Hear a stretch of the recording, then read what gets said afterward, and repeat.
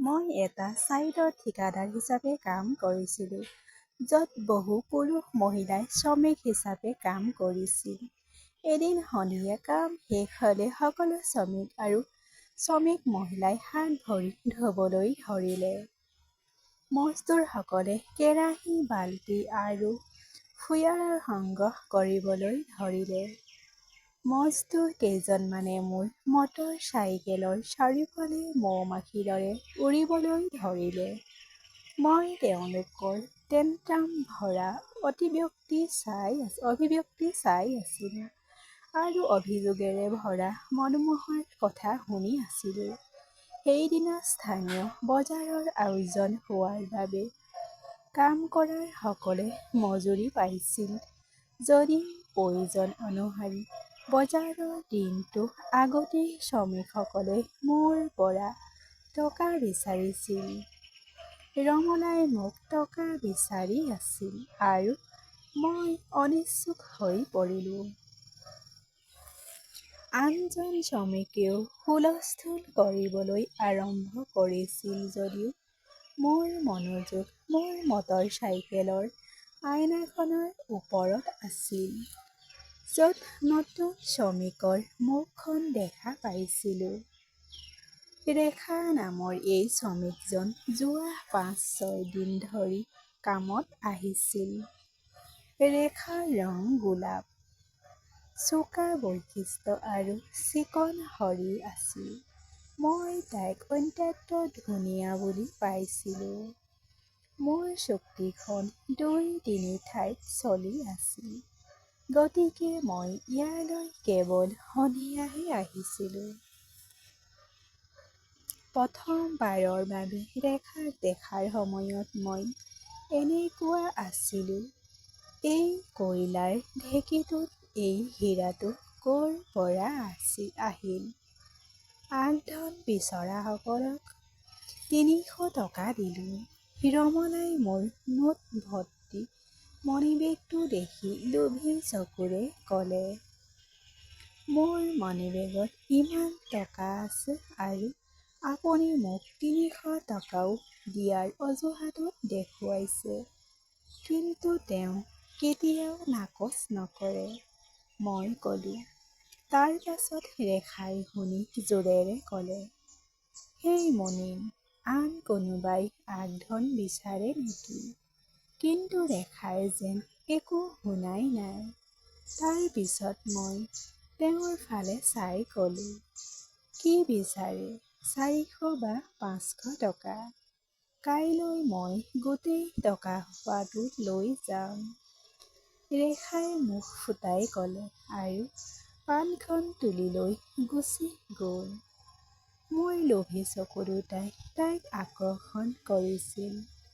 ৰেখাৰ কঁকালত ব্ৰেণবোৰ নাচি থকা দেখি মটৰ চাইকেলৰ পৰা নামি ভিতৰলৈ গৈ তাইক থেতেলিয়াই পেলোৱাৰ দৰে লাগিল। কিন্তু মোৰ ভয় লাগিল, কাৰণ ৰেখা মোৰ ঠাইত কাম কৰা ৰমেনৰ সৰু ছোৱালী আৰু ৰমেন মোৰ আটাইতকৈ বিশ্বাসযোগ্য বন্ধু আছিল। সি কঠোৰ পৰিশ্ৰমী শ্ৰমিক। ৰমেন যিমান সৎ আৰু স্বামীৰ ভক্ত আছিল, সিমানেই নিৰ্ভীক আৰু আত্মসন্মানীও আছিল। ইমান বিশ্বাসযোগ্য মানুহ এজনক মই হেৰুৱাব বিচৰা নাছিলোঁ।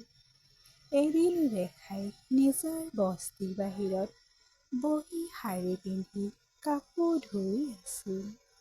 ময়ো এজন শ্ৰমিকৰ লগত কথা পাতি আছিলোঁ। অচিনাকি ৰেখাই গা ধুবলৈ এটা-এটাকৈ কাপোৰ খুলি দিলে। যৌৱনে ভৰা তাইৰ শৰীৰৰ কামনাত মই মদ খালোঁ। ৰেখাৰ পিঠিলৈ চাই মই নিজকে নিয়ন্ত্ৰণ কৰিব নোৱাৰিলোঁ। মোৰ হীৰাৰ তেজবোৰ গৰম হ'বলৈ ধৰিলে। এনেতে একাউণ্টেণ্ট এজনে পিছফালৰ পৰা আহি ক'লে, ঠিকাদাৰে এই চৰাইটো এনেকৈ নাপাব। তেতিয়া মুনিন, প্লিজ মোক কিবা এটা ট্ৰিক কোৱা। বুঢ়া চিকাৰী। মই একাউণ্টেণ্টক কাটৰ অনুৰোধ কৰিবলৈ ধৰিলোঁ। একাউণ্টেণ্টে পিছদিনা নতুন কলনীত ৰেখাৰ কৰ্তব্য অৰ্পণ কৰিলে, য'ত নতুন ছেক্টৰত কিছুমান ঘৰ নিৰ্মাণ কৰা হৈছিল আৰু কিছুমান নিৰ্মাণৰ কাম চলি আছিল। ৰেখাক বেৰত পানী ছটিয়াই কামত লগাই দিয়া হ'ল। এটা ঘৰত স্প্ৰে কৰি থাকোঁতেই তাই তৃতীয় ঘৰটো পাওঁতে মই তাত বিচনাত পৰি আছিলোঁ। মোক দেখি ৰেখা ভয় খাই গ'ল।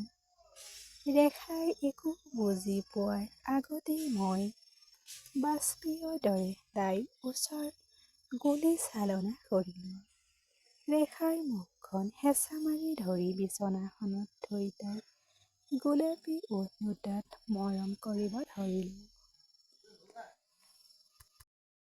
আৰু তাই টান শৰীৰ আছিল। শৰীৰ জুইকুৰা ঠাণ্ডা কৰাৰ পিছত মই নিশ্চলভাৱে হাঁহিবলৈ ধৰিলোঁ আৰু অসহায় ৰেখাই তেতিয়াও ভয় খাই আছিল। তাই এতিয়াও দেহ-মনৰ যন্ত্ৰণাৰ পৰা মুক্ত হোৱা নাছিল।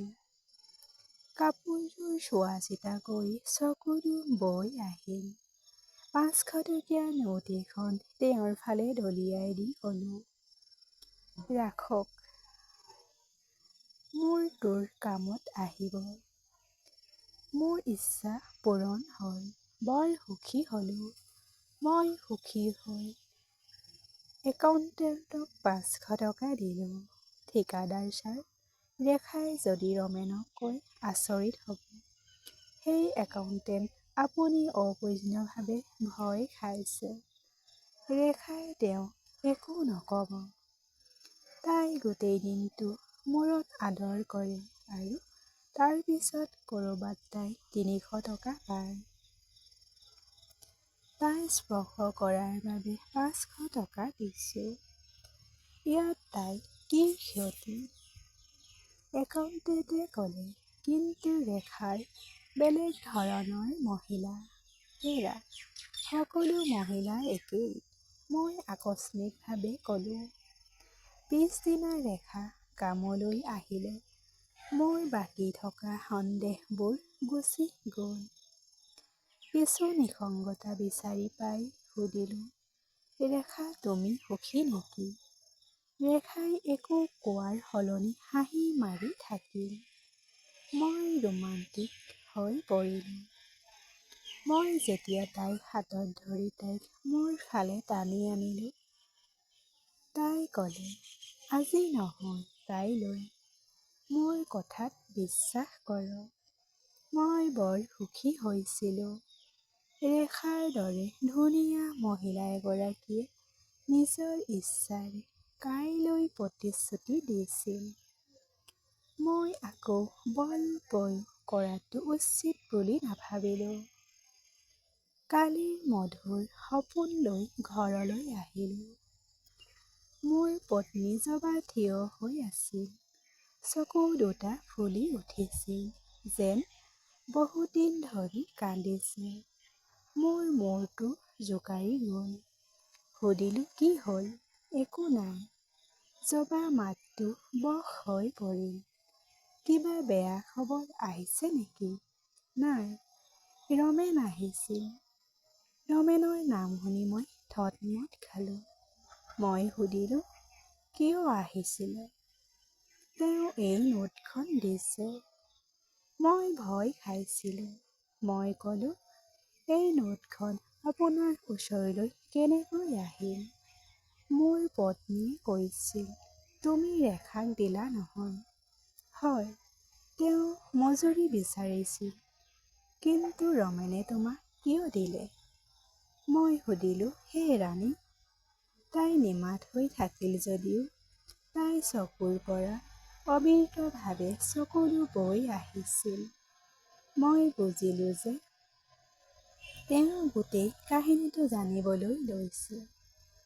মই তেওঁৰ ওচৰত ক্ষমা খুজিলোঁ আৰু শপত খালোঁ যে জীৱনত আৰু কেতিয়াও এনেকুৱা কাম নকৰোঁ। মোৰ এই কামবোৰত বৰ লাজ লাগিছিল। ধন্যবাদ বন্ধু-বান্ধৱীসকল। এনেকুৱা কাহিনী শুনি থাকিবলৈ আপোনালোকে চেনেলটো ছাবস্ক্ৰাইব কৰি ল'ব আৰু ভাল লাগিলে লাইক, কমেণ্ট আৰু ছাবস্ক্ৰাইব কৰি দিব।